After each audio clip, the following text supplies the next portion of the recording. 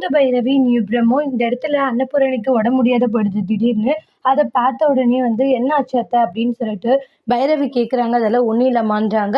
Okay தான் அண்ணன்றாங்க. "அத்தை எதுவா இருந்தாலும் சொல்லுங்க அத்தை. ஏன் சொல்ல மாட்டேங்கிறீங்க? ஏதாச்சும் உடம்புக்கு பண்ணுதான்றாங்க."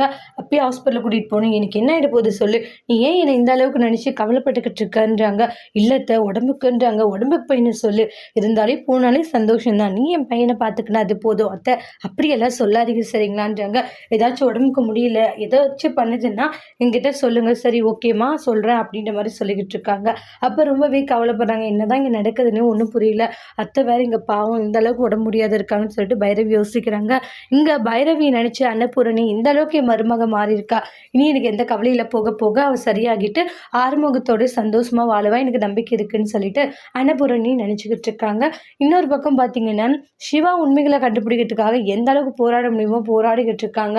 ஆனா ஒரு கட்டத்துல ஸ்னேகாவை உயிருக்கு உயிரா காதலிச்சு இப்ப வந்து நம்ம ஸ்னேகா விட்டு பிரிஞ்சுட்டோம். அது அவளுக்கு எவ்வளவு பெரிய மன வலியா இருக்கும் அப்படின்ட்டுலாம் அதை பத்தி யோசிச்சு ரொம்பவே வருத்தப்பட்டுக்கிட்டு இருக்காங்க.